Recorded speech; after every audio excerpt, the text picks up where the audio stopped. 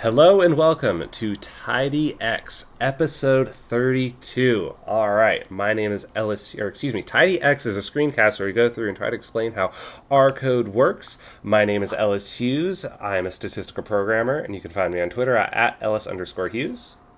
And my name is Patrick Ward. I do data analysis in sport, and you can find me on Twitter at OSPPatrick, and you can find both of us on Twitter at tidy_explained, or you could email us with questions and comments and ideas for future episodes at tidy.explained@gmail.com.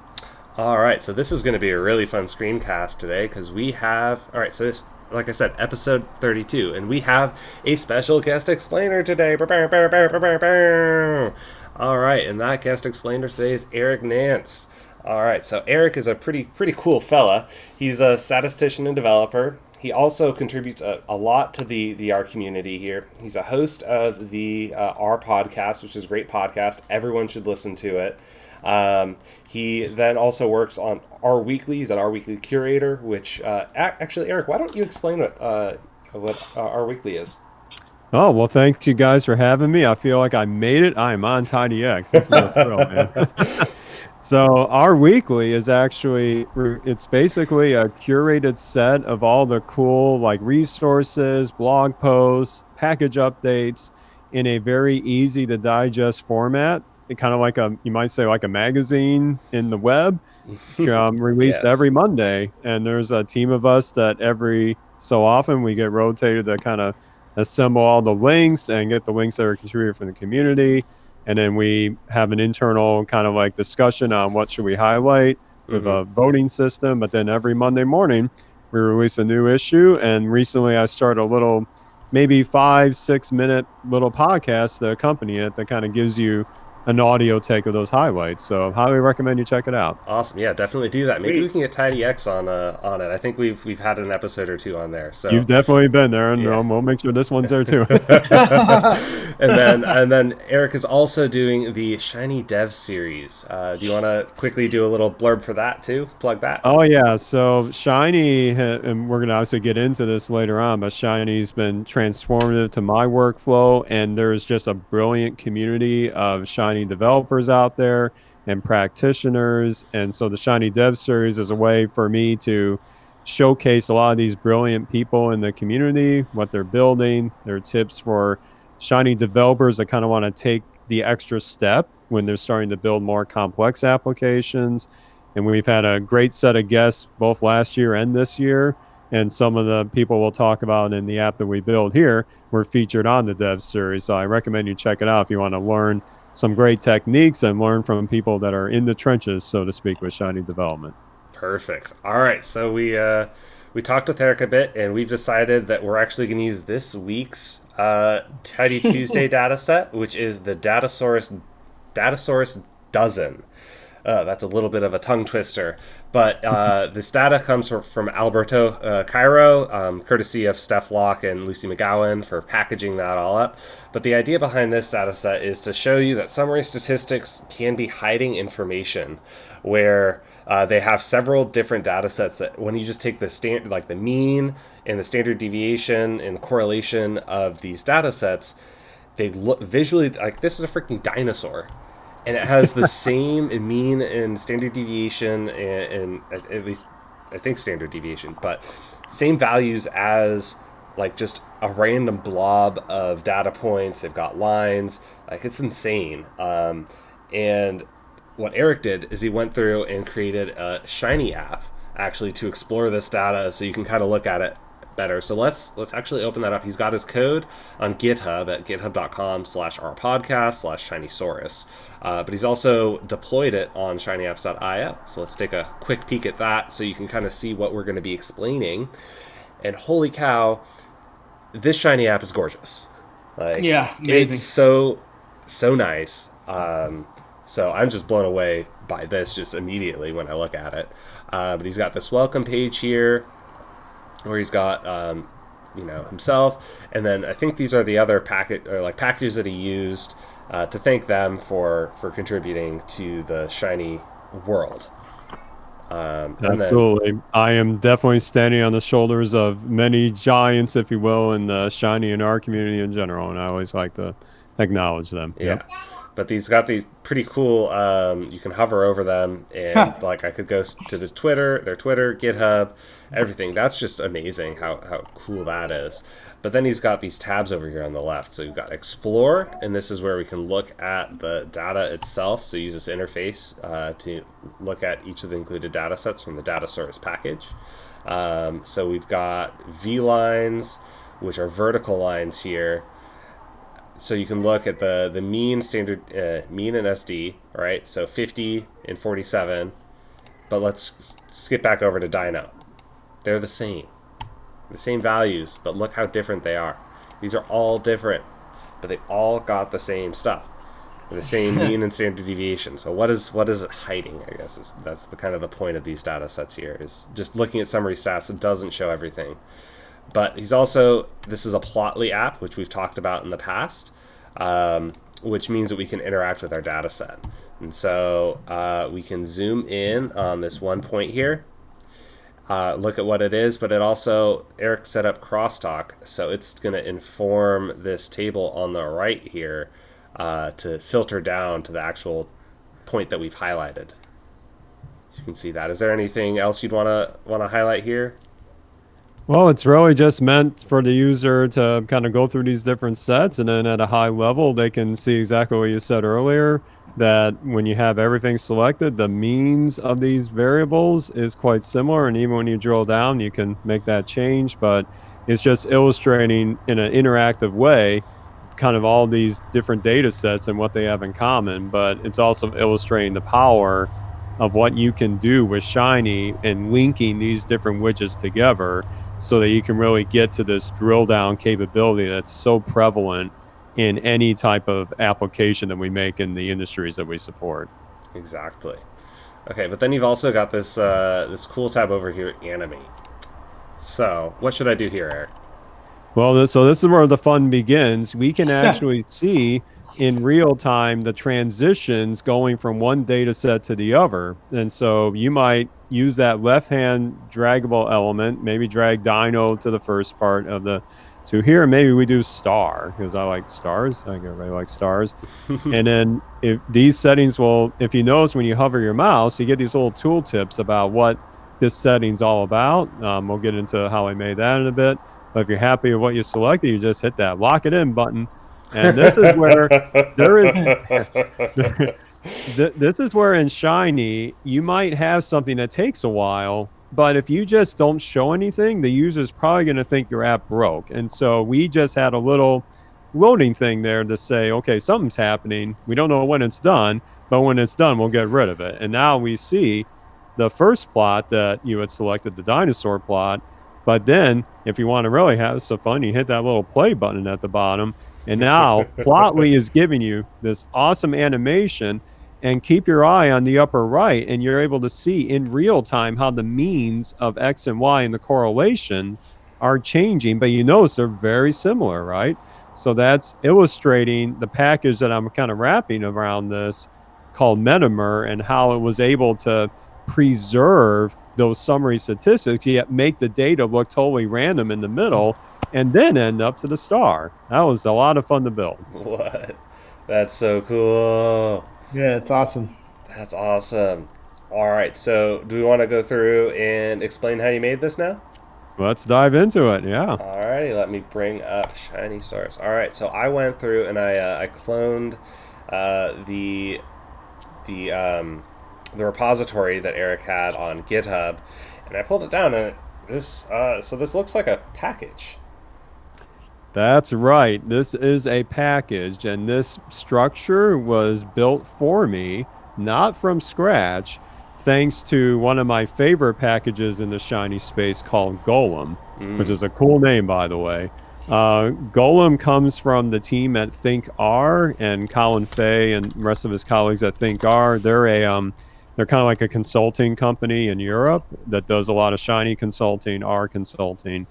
And since about last year, they've been working on this package, again, called Golem, which is giving you a way to kind of have a an opinionated yet helpful setup to bootstrap a Shiny application as a package. But what's nice is that they are putting all their workflow to practice, both for the projects they're working on, but also they are creating a book called Engineering Production Grade Shiny Applications that will definitely, yep, there it is. And it walks you through kind of more of the theory and the practical considerations of Golem, which definitely will have a link in the show notes to it. It's an excellent read. I highly recommend it. And in terms of why would you want to go with Golem, I think first it helps you kind of structure the code quite effectively. But anytime you go into an application that has more than a very basic set of requirements, you're diving into a world where you have to think of a lot of software development principles, and just the R package framework is enforcing a lot of those principles for you. Exactly. And so in the Shiny space, Golem is a way to do that. Mm-hmm. So what's nice is that if you see this little dev folder here, they give you some scripts to kind of get you going. And they even number them kind of in the sequence that you probably would do as like a developer. So this O1 start helps you kind of fill out some of the package boilerplate that we might do with dev tools or use this. So I just filled some basic things in the description.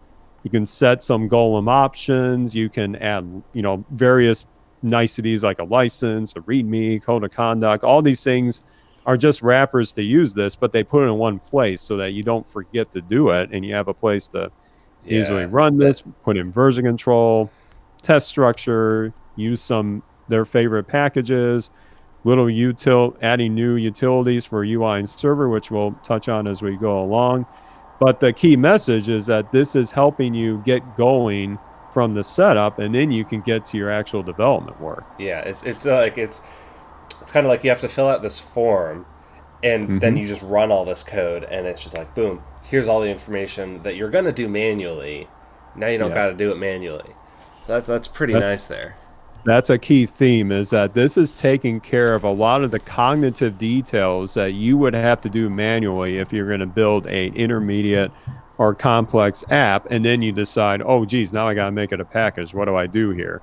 It's kind of putting that in one place. And so you're in dev mode now. Now you know you're going to use certain packages. So they actually have template, which I modified here, of calls to use this to declare what your dependencies are, which is, again, is very important. And you can see here in this list, it's definitely not just Shiny, right? I mean, there's definitely a few packages I'm using, but this is making sure they're in the description, that when somebody clones this and they just install the package directly, all of this is going to be pulled along the side. Yep. Yeah. So that's pretty nice here. So yeah, use package is going to update all the extra like package information around that to put that in there. Exactly. Then you've got these add modules. So Golem add module. So what does this do? Yeah. So modules is in my humble opinion, one of the most important concepts of developing a Shiny application that gets anywhere above a little bit of complexity, where modules are kind of like nice self-contained functions that contain a lot of your app's UI and server-side components, but it's a great way to be able to reuse certain things throughout your application in a rather seamless way. But it just helps you organize things very nicely, much like what you might do in a typical R package, where you might have one script that has a single function or maybe a collection of related functions. Modules can treat it in that similar way. And the main parts of the app that you saw in the demo, the welcome place, the explore tab, and the animate tab, each have their dedicated module, which we'll see that makes debugging and kind of structuring your code a lot easier. Gotcha. Cool. So then we've got these modules, your Golem add FCT, so add function. So yep. Yeah. This is where if you want to just have some general helpers, it just kind of makes an R script for you. So once you run these, you actually get a script ready for you to populate. And it's, in the case of the module, it's actually putting placeholder text for where to put things. So you don't have to always copy paste from maybe an existing module, put it in there and modify things. It just bootstraps it all for you. It's really cool. That's awesome. And so this is adding some JavaScript helper files here for you, Yep. it looks like, and some CSS styling for you. Yep. This is if you have an internal data set, it'll create that for you. Yep. Yeah, use this. I'm starting to recognize some of this stuff from use this in package development Right. type stuff. Is there anything else out of this dev here that you'd want to call out, or are we able to move over to deploy to see what that looks like? Well, I think the gist of it is it's got lots of helpers to use this and other kind of Golem niceties that basically get your actual development scripts off the ground. And it's really nice just to get that going. And then, yeah, when you're ready for deploy, it walks you through maybe checking your package a little bit. And then if you're going to deploy to a certain platform, such as, say, Shiny Apps IO, it's got a Golem function just for that. There you go. And so it gives you that app.r script that you can just click one button deployment in your RStudio IDE or anything like that. It's really cool. Oh, nice. Yeah, and we then got special guests too. We have a special guest. So, you're on camera, by the way. yeah. Well, not quite yet. We're just sharing the screen. That's right. In a bit we will. All right, and then this looks like, so I think when we were talking before, you said this script is like the heart and soul, like you run this constantly. This is like the DevTools load of Golem. Yes, exactly. So it really helps you clean your environment up a little bit, especially if you're experimenting with some other packages, redo the documentation, and then anytime I made a code change in any of those modules or anywhere in the app, I would just have this script open, highlight everything, and just run it all. And it will bring up the app interactively in RStudio just like you would with any Shiny application. Gotcha. Awesome. So now we're ready to go and look at the actual app. So this has all been set up. This is like trying to get like the infrastructure of our Shiny app together, right? Yep. All right. So now where would I go? So now everything, just like in another R package, lives in the R subdirectory. And so what's nice about Golem, it kind of enforces some naming conventions, but in a Shiny application, you usually have your UI logic and your server logic. So if we start with the app UI, this is where Golem actually had this file, a template version of it ready for me. And all I had to do was fill in this function, the different UI pieces of like my overall application. Gotcha. And so I am using the BS4 Dash package by David Grandin that gives me that awesome dashboard layout. And you guys are very kind and said it looked really cool. Well, guess what? I didn't have to build a lot of that. That just came from BS4 Dash itself. It's really cool. There you go. That's how you know it's a good package. It's like you're able to just step right into it and it just looks great. You bet. And so it just kind of gives you, and you put everything in a tag list. That's kind of like a Shiny aware list object. And then you just throw in the different pieces of whatever UI framework you're using. So it might look different if it's a regular Shiny app or like a Shiny dashboard from the Shiny dashboard package. But it's straightforward just to follow their documentation and figure out, okay, here's where my navbar stuff is going. Here's where my sidebar stuff is going. And this is where, in particular, the sidebar is where you're going to put like links to your various parts of the UI, and you can style it up a little bit. And so those are going to be placeholders on the left. And then when you get to the body of the application, that's where you start populating what is going into each of those tabs. Mm-hmm. And so like before we had BS4's sidebar menu, and now we have the BS4 dash body, which is now the body of the Shiny app. At least that's how I'm understanding it here. You're correct. Yep. So they were tabs there, like with the navigation on the left hand side, and this here. So this looks like it's kind of set up like that. So we have the BS4 tab items. So this is, I'm assuming, where we're now going to be listing all the different tabs that we're going to be doing. We've got BS4 tab item, which is going to be the actual tab contents, right? And then we've got the different names there. So welcome, explore, and animate, because those are the three tabs, right, that we looked at, remember, back in the Shiny app. And then we've got this mod welcome UI, mod explore UI, and mod animate UI. Where did these come from? Yeah, so these are actually back to the Shiny module concept. Each module that Golem lets you create, in fact, any module for that matter, each UI or server component is just another R function. And so this is a way where you can actually, those of us that have been doing Shiny for a while lived this earlier. We would have everything in one file, like all the UI calls, all the different elements. But putting everything in a module makes it so that you're just organizing kind of the layout of this in the UI, but then you're actually invoking the module UI component with its dedicated function. And it just is a lot easier to reason with. It's a lot easier to tweak the appearance if you like, but it's just simple calls to the dedicated UI components. Gotcha. Very cool. And we've got the footer here that's going to, make sure the right attributions are, because, you spend all this time putting it together. So you're gonna get this this attribution to you. I'm guilty of shameless plugs. Let's put it that way. And then we've got this Golem add external resources, which was called earlier as the very first item of that tag list here. So what's going on here? Yeah, so in a lot of Shiny applications, if you want to use like some really powerful other packages to do certain UI tweaks or invoke some custom JavaScript that they expose, this is a way for you to have an easy place to inject these different other packages that you might want to use, or any other resources that you want to make available in your app. And so that's what Golem kind of bootstrapped everything for me. And I'm just going to use two packages in this initial version, the Shiny Alert and Tippy. The Shiny Alert was used for that pop-up, the fun pop-up during the animation. And the Tippy call is just to use those tooltip functionality and some of those input elements. That's cool. Yep. Alrighty. So I think I saw, we're using the mod welcome UI. I see a mod welcome over here on the right. Is that where we'd go to organize it all? All right, so let's take a peek over at this. All right, so it looks like we've got a function here at the very beginning. It's mod welcome UI, which is the function that we just called in the UI. I guess. Do we want to talk about the server first, or do we want to talk about?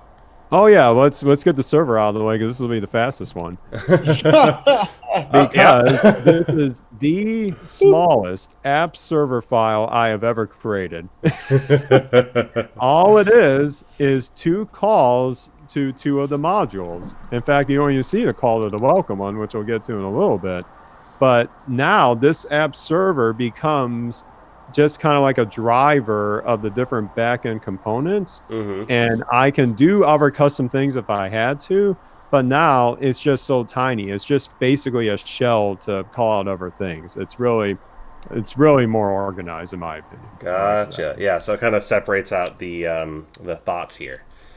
All right. So then we've got this mod welcome UI, which is a function as well, because we're calling it inside of app UI. We've got this. So I've seen this in the past. So we're setting the namespace, correct? So for Shiny to be aware of kind of what's going on here. This is a Shiny quirk, right? Like this is kind of a bit of a hack that is you're told to use it. Well, in essence, yeah. I mean, this was in the beginning stages of Shiny modules, and even to this day.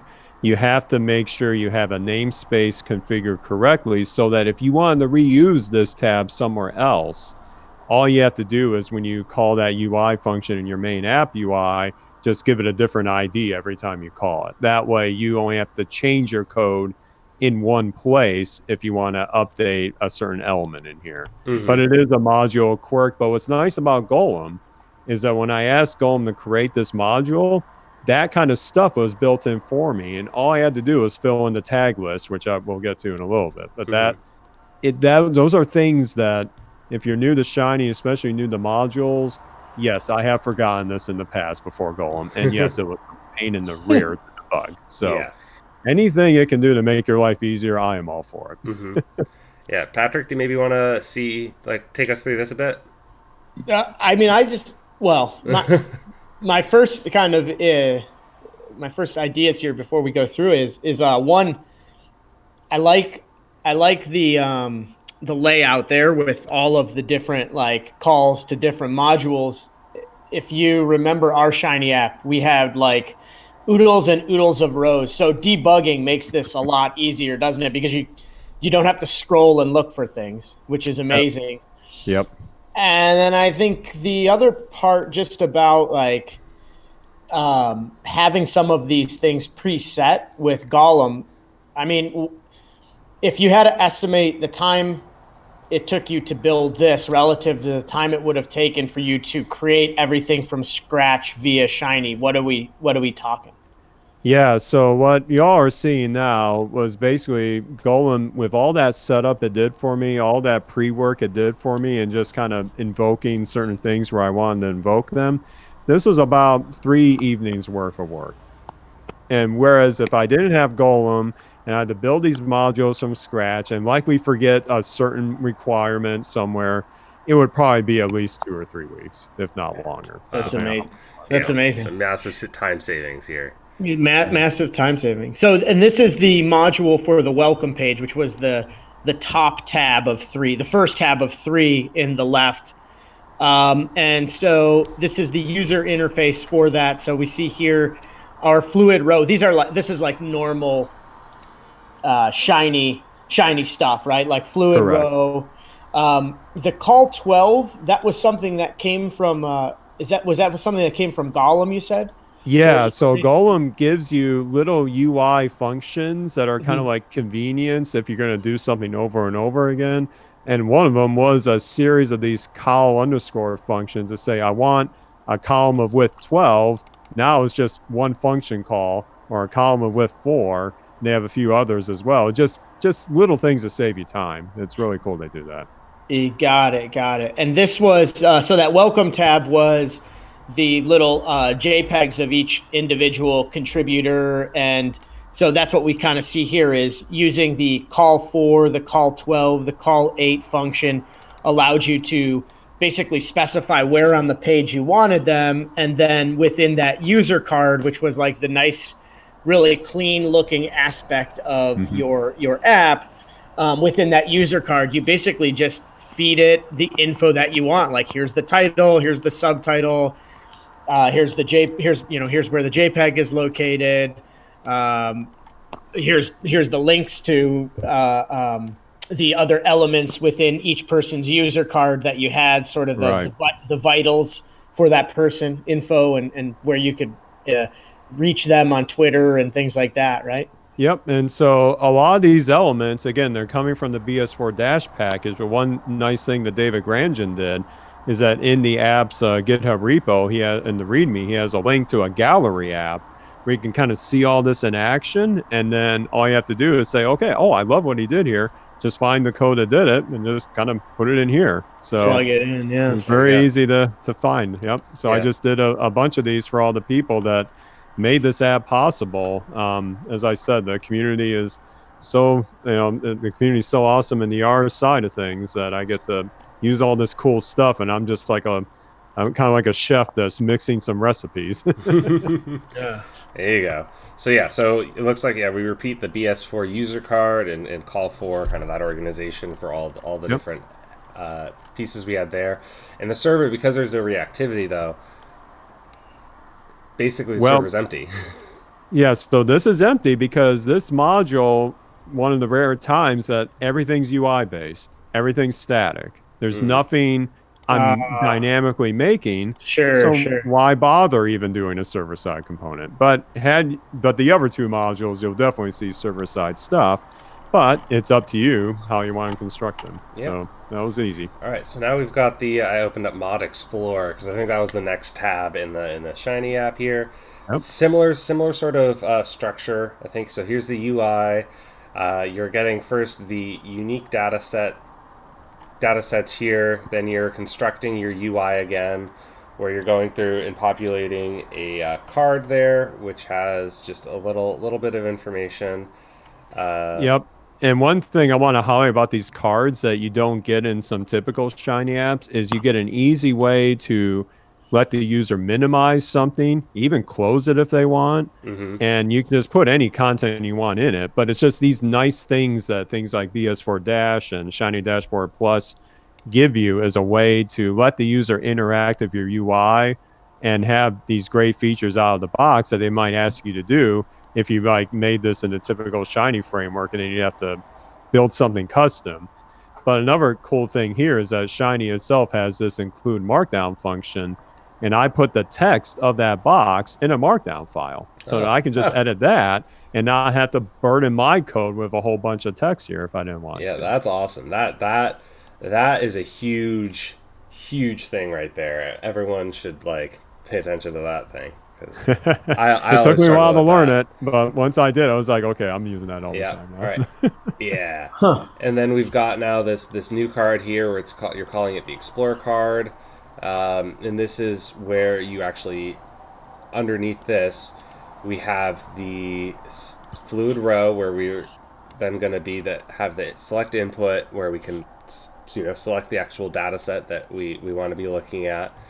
We've got another fluid row with another box output where we've got this box X, box Y, box core, which are showing, I'm assuming, the X mean, Y mean, and correlations that we had at the very top there. We've got another fluid row. This is containing now the plotly output. So plotly output, just like a normal, shiny output bit here. Exactly. And then you've got some verbatim text output. And then right next to it, you've got the data table, the DS table. So that was like when we highlighted some areas there, it automatically populated this table with those highlighted sections. Exactly. All these are like in a typical Shiny app, placeholders, the different UI elements that have some kind of server component to populate them. Mm-hmm. Yep. Yeah. All right, and then we get over into the server logic of this tab. And this is definitely longer than the app server file. Yeah. Yes. So we're once again getting the namespace here out of the session. And that is something that Golem made for me. And that's another, if you're into modules, this is something that you will probably forget if you're making these manually, and it will drive you absolutely up the wall until you figure out, oh, I forgot to get the namespace back. Yeah. So yet another thing that Golem holds your hand a little bit. Mm-hmm. Yeah. Then we're creating some reactive vals, which allow you to kind of share values across different reactives, but aren't the like main returned value. So we're grabbing the df rows and df sub. It's then based on the input of the data select, it's going to extract your data set. You've got, looks like a little helper function there. And then it's going to, just start rendering the various pieces that you need to be outputting here. So like render BS for info box, so that's the info box for box X. And it's same sort of concept for box Y, for box core. Yep. They're all the same. It's just slightly different. Yeah, and that's where if I wanted to get really fancy with it, I could have done a module just for that, but, it's not that bad. So at some level, modules on modulars are probably going to just get more confusing than anything, right? Yeah, there's a balance there. At the day job, I do have to have nested modules on certain things, but, this is a 3 days worth. So yeah, this is for funsies. Yeah, exactly. And then we've got the plotly render plotly, which is, the standard way that you'd be outputting your plotly. You've got your info here. So this is the verbatim output you had. Once we get to the rest of it, you'll know why I did that. But remind me to go back to that. Yep. All right, I'll try. Then we've got this observe event, and this is going to be grabbing from. It's a function called event data, which is looking for when the plotly is selected and you've set your source to be A. So we'll definitely pull up the helper function that made the plot in a bit. But this is a way in Plotly it exposes what is happening at certain events from the client side to interacting with the plot. And one of them is if you brush certain things to grab what is in that brush, that rectangular box you made. And that's what this is saying. Anytime that changes, do something. And then that's what the rest of this logic is doing here. So then it's going to actually grab the data itself out of the plotly. It's going to figure out which rows it should be grabbing. If you didn't grab anything, return the full data set. Well, so it's saying that there's no subset to do. So I'm going to reset that to null, and that's going to come into play a little bit later. But then if there was something there, then just simply slice those rows out and then update that subset accordingly. There you go. And then we've got the DT render data table, which is the table that shows up on the right. It's going to make sure that that has a value or it's required. Yep. Yeah. So what this does, Rec, if you're not aware, is a way to hide your UI from doing anything else from what the user sees until that thing is there. Mm-hmm.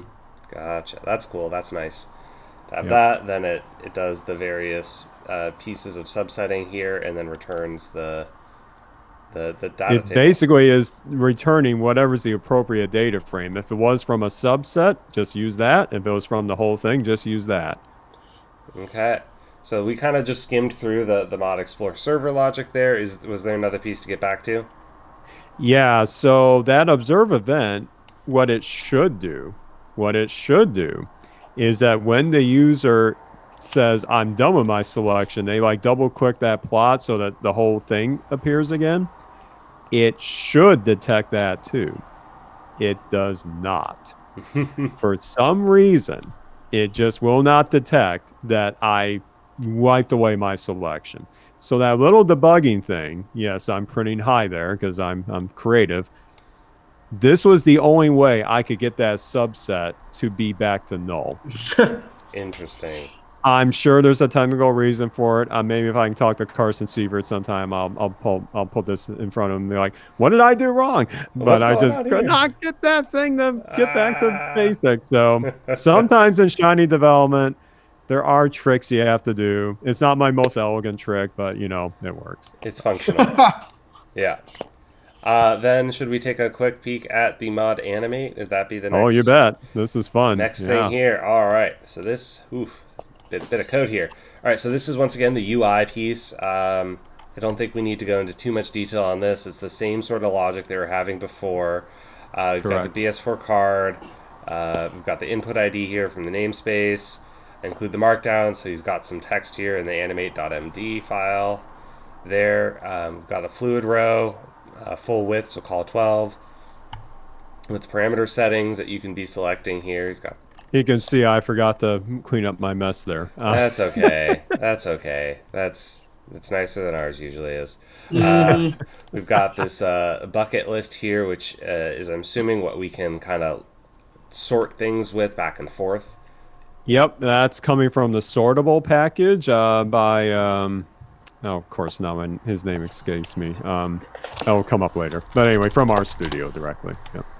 Sortable. Well, now I got to look it up. Andre DeVries. Andre DeVries. Yep. There you go. You're on top of it. So we've got that. Then we've got another 4 width column, so a third of the width. And then we've got the numeric input and metamer. So these are all the selections that we did in the Shiny app for the end metamers, perturbations, and trim. Yep. And then if you notice those tippy calls, those are what's producing the tooltip. So you just give it that same ID of what it corresponds to. That way when they hover over it, they get that little helper text, which can make the difference, especially for gentlemen like me whose memory is probably not as good as it was years ago. I need to remember, why did I put that trim in there, or why did I put that what's that actually doing here? There? Yeah. Without having to get into the code itself. Yes. Yeah. Yep. And then we've got the verbatim output here, which I actually didn't end up using, so I could probably be taken out after this. That's okay. Then we've got this plot card here, which is going to be showing the actual. So we've got the BS4 card here, Plotly. So this is the Plotly output. So it's column width 8, so 2/3 of the width of the view, and then you set the height to be 1,000 pixels, and then you've got this numeric input. So end frame. So this is the time between frames. So this is like when you're animating it, it's gonna look at this. Wow, voice. Sound like I got possessed there for a second. So this is the numeric input for selecting how long it takes between frames there when you're animating it. Yep, and what's nice about numeric input is first, it forces it to be a number, and second, you specify the limit, so they can't go outside of it. That's nice. Then we hop into the server logic. So why don't you two walk through this one? So this is where things get a little messy again. But the key point is a little bit like the Explorer widget. We're going to keep track of certain things so that other parts of the app can use it in a reactive context. So we're going to keep track of what we call these metamer data sets, which is basically the one data set per frame of the animation that the metamer package is going to create. And it will also keep track of the summary statistics based on that. And so this is where poor Eric here didn't clean up after himself after last night. That's okay. So we're going to say at the click of the button, now start showing stuff or doing stuff. So this is what I like to do in my apps. If I know things are going to take a while, oh, no, I'm sorry. This is a different thing. If they did not select enough things, i.e. 2 of those data sets, we bounce back and say, hey, no. You got to drag at least 2 data sets, and we get out. This is important when you have an app that has some kind of dynamic UI and the user could, in theory, break it by not doing the right thing. Yeah. It's great to check that and warn them and stop things from happening underneath if they don't meet the requirements that you're trying to impose here. Exactly. Yeah, I think we've done that in the past too in some of the Shiny apps that we've developed and showed everybody. Yep. So it's, yeah, I agree. Totally a very important thing to be doing in your Shiny apps. And then here's this modal. Here's the video, right? That's it. Yep. And so you can do this in a few different ways. I like Shiny Alert. It's by Dean Atelli, one of my, good friends from the Yarn Shiny community. Yeah. And he just had a recent CRAN update to it that makes a lot of cool things happen. But the ability that he put in lately is a way to bring these alerts and make sure the user cannot get away from it. And that's why we have this like show cancel button false, show confirm false, close click on outside false, so that I can keep this on the screen, yet the stuff below it will still happen. It's not going to like hog the process. It's just a UI shim on top while the rest of the fun stuff happens below. Gotcha. Magic is happening below. And then now it's going to go through, and this is all the logic for the metamers and doing everything like that, right? Yep. So we have a utility function, create metamers that basically took that dragged set of items. So this is another example of this code is quite complex in that function itself. But if you factor it out to different functions that your UI or server side is just calling directly, it makes the structure of this a lot easier, in my opinion. So yeah, for sure. That helped a lot. And then we just put it as an actual data frame. And then this is for mostly the Plotly part. I wanted to calculate the summary statistics per frame. That's what this .metamer column is, and make a printable version of it. So the summary statistics weren't they weren't coming out on a table, right? They were like, if I remember correctly, weren't they like just a little graphic in the upper right of the plot kind of going on, right? Yeah. Yep. It was just basically HTML style text in the upper right, but I wanted that text to come from a data frame, make it more dynamic. And now the glue package being so cool, let me do that nice kind of rounded version of each of these and put that code in the squigglies there. It's really slick to use. It's pretty. And weren't they happening? Weren't they updating as the plot was moving? The Plotly animation was moving across time. I felt like they were also toggling slightly up and down as the mean and standard deviation had some changes. Exactly, and that's where the group by came in. We want to make sure it was for each frame that we calculate this. Okay, got it. That's what it was. Okay. And then we populate metamer df and metamer sum with those new values that we've calculated. Correct. And then it removes the modal now with the close alert. Yep. And so that's the new addition, is that we can close these on our time, so to speak, on the server side, and not let the user escape it if we have to put it in front of them. So basically, don't forget that. Yeah, you would be screwed if you forgot that. Or you have a lot of angry customers on you. I can't click out. I click on this thing and then the modal won't go away. Right. And then, exactly. And then here's just the standard render Plotly output to generate the animation, like at a high level. But then you've got this function underneath here that's doing a lot of the workhorse stuff to actually make the plotly, correct? Exactly. Just a simple function to make the plotly graph and do all the boilerplate needed to make the animations work. But again, just separating it out to a different function so that I can debug it much easier and make changes in a seamless way. Mm-hmm. So I see. Would that then be found in like the mod animate function helpers, the FCT helpers? Exactly. Yep. And All this right. is where I have all those functions to either get those frames created in the first place or to actually create the animation itself. And so it's very kind of self-contained. And now, yep, this is all the poly logic. And to Patrick's point, that add text call is telling it where to put that various text. But if you notice, I'm feeding a different data frame than the plot itself. So the plot itself is using this metamer DF. The annotations, those add text, are using this metamer sum set that we did in that whole group by and derivation there. That's a really cool trick that, like ggplot2, Plotly lets you do. Different layers can have different data sets to be the source of it. Yeah, that's so cool. They can do that. So they generate the plotly, and then you add this animation piece to it. So plotly, metamer df, x is the x-axis, y is y-axis. Add markers, so you're adding the points. So that plotly has slightly different verbiage than ggplot. Then you're adding the text here, which is like geom text. Then you're setting the layout so that's consistent across everything, so it doesn't try to alter that. Right. And now you're adding, so you're taking that plotly that you generated and adding animation pieces to this. So you're going, okay, set your frame to be the frame, which is, I'm assuming, it's dot here, dot So metamer. that's actually, the time in between frames. It's a little misleading parameter name, but that's what that is. Yep. Set the easing to be linear, so it'll just draw a straight line between where it was and where it's going to be, and then redraw that, and then you have an animation button at the bottom right. Yep. And so a lot of this you can kind of customize to your liking, but credit to Carson again for making friendly wrappers to tweak all that for me.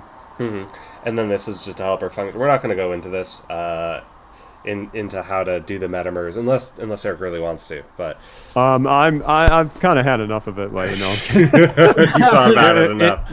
It's I love what it's doing, but the way we're doing it in Shiny makes my world a bit harder than if it was just a straight like R session with like a Markdown document or something. 100%. So to be determined. All right. How we use that in the future. Yeah. So now we have everything that we need to actually make the Shiny app, right? Like we've now gone through and explained everything. So we're able to take multiple nights of development and boil it down to 45 minutes or so of us explaining how all this works. And so now we all know. Let me try to bring up, there we go. Let's reconnect to the server. We've been disconnected for a while there. Let's let Shiny Apps kind of bring this all up. But see how all that logic, you see it all here. You see how all the pieces, these are all the BS4 pieces here, the hoverable lists. We can explore this data set with the selections and Plotly and see how these are crosstalk together, so they update as the other one updates. We've got this animation here where we can drag things across and then lock it in, and it's going to have this awesome GIF. Can you drag just one thing across and lock it in so we can see the error? Yes, yeah, I that's will true. do that once it completes. Yep. All right. Yeah, that'd be a good one. Lock it in. Well, there it goes. Yeah. Oh, there it is. It was still thinking in the background about what's it supposed to be over doing. at least two. Okay, got it. I see. Yeah, cool. so it's gonna protect you from yourself, and it's not now gonna it's not gonna try to run anything else because we have. Yep. So it didn't ruin what you already selected. That's the cool thing. It just stopped anything else from going underneath it. So you still have what you did in the first place. Yes. Awesome. Yeah, that's super cool. Well, thank you so much for that. But let's get here. I will drag this over, and I am going to stop sharing my screen so we can talk. Hey, there I am. We can just chat now. Hey, I'm here. All right. So that was an awesome Shiny app. Thank you for explaining that, showing us Golem, explaining all this logic, the BS4 dash. I've never seen that before, so I enjoyed it. Yeah, super cool. But Eric, why R? Why are? We have all day. No. I'm a bit of an old timer, so to speak. So when I was in school, the first stat language I learned was SAS. And yeah, it definitely has its place. But I got to a point where in grad school, for my dissertation research, the method I was doing, competing risk methodology, just didn't have jack squat in SAS. And so suddenly I'm doing my lit review. I'm looking up all the papers I need for my method. And lo and behold, one of the leading manuscripts I found, they wrote an R package for the very method I'm using. I'm like, all right, maybe this R thing is worth looking into. So first I needed it for my dissertation, but then it's like going through that process and seeing just the wealth of what the community is bringing with all the add-on packages and just the brilliant structure of everything. I was hooked ever since. So ever since grad school, that hooked me, and now I get to use it in my day job just as much as I like to do in my personal projects. So Oh yeah. it just blends the values of open source, the values of community, and just building really cool stuff that other people give me kind of the building blocks to use for it. Exactly. What were you doing competing risks in? So this was my dissertation research is looking at I'm in the pharma industry for those that aren't aware, but the project was looking at, can we do more modeling on why patients actually drop out of a given trial? Like we record the reasons, but can we do the modeling associated with it? Whereas in traditional survival analysis, you just have the event of did the patient go away or not. But now we can isolate the hazard curves and everything like that for the specific reason and kind of integrate all that analysis together. So at that time, SAS maybe had somebody wrote a macro for it, but I didn't trust it at all. And I wanted something that the people that made the methodology, what they would bless, so to speak. And so they had a package for it, CMP-RSK. I'm like, yep, that's my dissertation power right there. There you go. In your day job, then, would you say it's more like doing traditional stats for research, or is it more like development of ways for end users to interact with data, like what you built here today? Like what is it? I'm definitely a hybrid of both, although I'm definitely doing, if there's a teeter-totter, it's definitely more on the side of capability development. But in some of my capabilities I'm developing via Shiny apps or packages, I'm also working with teams on implementing it, making sure they're understanding the trade-offs, the assumptions, and interpreting the results correctly. So I do need that statistician hat, so to speak, still worn all times. But then I've definitely become, more well-versed in software development as I started to build these, say, Shiny applications that weren't just like a cookie cutter plot table done. They needed to do a lot more slick things like interact with high-performance computing, interact with cloud APIs, all sorts of magical stuff that I had to kind of train on the fly. Even though I had a computer science minor in undergrad, I never did anything like this in undergrad school. So I had kind of learned on the fly, learned from some really brilliant people, and just kind of now have two hats, so to speak, that I'm wearing. Yeah. Oh, interesting. So you had that was one of my questions is, where did you make the move from like pure stats, because that's what your graduate school was, into like computer science? But it sounds like you had some it was training. Quite organic. Yeah, it was quite organic, depending as they saw that I was getting into R, doing some outside the box things. They decided to put me into situations where I could start building tools and not just recommend an analysis method to a team for their, trial analysis. So It's been organic. It's been a lot of fun, a lot of learning. Trust me, a lot of learning on both sides of it, but it's rewarding for sure. Yeah. Oh yeah, no, we're always learning and always figuring it out. So several years ago, you started the R podcast. What was the reasoning behind that? What was like the thing that got you going? Because I think it's interesting because I know why we started this screencast was we saw a need for people to learn more about Tidy Tuesday, and that's why we started this. And then it's kind of transformed into what it is now in the last 32 episodes. What about you? Yeah, so as I was starting to work professionally and I saw what R was bringing to the table, combined with how much I learned from like the world of open source and in particular Linux from various podcasts about Linux and development at that time, this is, well, let's state myself, why not? Around 2010, 2011, there was nothing in the R community with audio form at all, and nothing.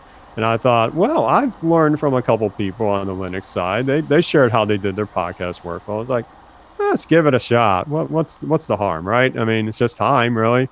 So I thought it'd be a great way to showcase what I was learning, and then and be able to showcase the things I found. Because after that experience with the dissertation, I was like, this thing transformed my analytical life. Like, what if I can help somebody learn this great community or learn about this great community in a way that's not just like reading a random website? It's something they can put on their commute or do whatever they're doing around the house, just kind of playing the audio. And if they find a nugget, great. And just to kind of put myself out there as like, I'm learning this stuff every day. Here are the things I'm learning about. And then to be able to connect with people in the community, highlight what they're doing. So over time, I've started doing some interviews, and I can't tell you how many nuggets I've gotten from that or some insights I've gotten, and the listeners seem to like it. So it was really just kind of me learning out loud and exploring a lot of these great techniques, these great packages, great developments in the community with the community itself. And that was it. I've certainly haven't been as regular as I would like a release cadence, but I hope I can get that back going. But it's a great way to connect with people too. Like, I have great friendships just from doing the podcast that I would not have had otherwise. So it's been a lot of fun. Definitely. I'd say we've enjoyed this a lot too, to like just be able to give back and interact with folks across the community. Yeah, and do that. So where do you see? So we obviously talked a lot about Shiny today and what's going on with Shiny. Where do you see the future of Shiny being? Like, where do you see it like progressing? Well, I think it's taken a lot of leaps ahead, so to speak. But I think in the last year or so, you've seen a lot more attention paid to the fact that Shiny is not just a prototyping thing. This is something that you can put in production with the tooling that's out there. Now, traditional, developers out there may get a little quirky with using R in a production environment, especially creating a web-based application. But I think the tooling's out there that with the right mindset, you can leverage all the different bits that any other like web UI toolkit or web framework would give for you to make sure that you have an application that kind of stands the test of user demand and user experience. You have all the tools available to make that an awesome experience for your customers. And I think you're going to see more packages that really address kind of these industry needs of hooking Shiny with other environments, other frameworks, and more narrative around here are the best practices to kind of stitch it all together. So having things like Colin Fay's and ThinkR's book on engineering production grade apps, this is all stuff that a lot of us have been learning just through the hard way. But now you're going to see more people, I think, embrace that Shiny is not just a prototyping application framework anymore. You can really create actual software products with it. Even mobile applications. Now with Shiny Mobile, that's another package that lets you do a cool little mobile app. I mean, who would have thought that years ago? So you're just seeing Shiny used in all these different ways. And what's nice to me is be able to see all these efforts kind of come to fruition, not just from our studio itself, but from others in the Shiny community, bringing these production grade enhancements ready for all of us to kind of mix and match together as we see fit. But Definitely. It's been a fascinating journey for sure. I just hope it keeps going. Definitely. So your day job is in pharma. When you're not doing your day job and you're just working on your own projects, what kind of data do you prefer to work on? Like, we do lots of sports stuff on our podcast. Like, do you have anything that you're like, are you particularly into like Nate Silver, like political election forecasting, or is there anything like specific that you like to work on outside of your work? Oh, I'm not dinner yet, lunch. Anyway, I'm sorry for that. It's all good. Well, it's funny. I got into in my outside stuff doing sports analysis. Like I'm a hockey guy. I love hockey. So Okay. I found Red like, Wings then, being oh from yeah, yeah. it's been a tough few years. We'll just say Yeah. that. But the 90s were great, right? So I remember getting my hands on these hockey summary data sets from some site on Yahoo Groups or something. And I just had fun analyzing that for a bit. I do try to find like some outside the box data sets from like online sources that maybe aren't necessarily packaged up yet. Like even some like, Linux type data sets or tech data sets, or I was even scraping some info from like a video game retro data set. One of my favorite games growing up was the Mega Man series. Oh, So those there are was a great. wiki site for Mega Man, and they had like all these tables in HTML of all like the boss characteristics. And I was like, oh, let's just scrape the heck out of that with like RVest and HTTR and all that fun stuff. So Yeah. There you go. I tried to find some cool things to prototype with, and I'm hoping to do more of that, but just find things that maybe off the beaten path a little bit, but it can show like some cool insights nonetheless for kind of other industries that you might see not see a lot of press for. So. Yeah. That's awesome. Love that. Mega Man, great. That's right up there with Metroid and the Zelda series. Yeah, those that grew up in that era will probably recognize a bit of the sound bites I put in my podcast because of video games. So. I love that. I'm a gamer at heart. What can I say? Oh yeah. Yeah. So I guess we're hitting an hour right now. So let's maybe so we don't take too much of your time. What advice would you give to somebody that's new to R? Like, what was one nugget of knowledge you'd want to give them? I would say just kind of learn out loud, so to speak. Like once you find the great resources to get you started, obviously we all know the benefits of like R for Data Science and that book and other books from the R Studio folks or even others in community. With the way data is so open now, just try stuff out, and I dare say, try to put it out there. Let people react to it, and you'll learn from them. This is a welcoming community. Mm-hmm. And I do admit in the past, I was probably a bit shy of things. And then once I got the podcast going, I tried to be less shy about it. Just try stuff out. Don't worry if it's going to break or if you don't think anybody's going to find it useful. You would be surprised what people find useful. And But if you don't put yourself out there and you don't put like a blog out there, it's so easy just to do a blog now in R. The Blogdown package, come on. That wasn't around when I was starting all this. And Distill and all the other tools that exist now thanks to RStudio and whatnot.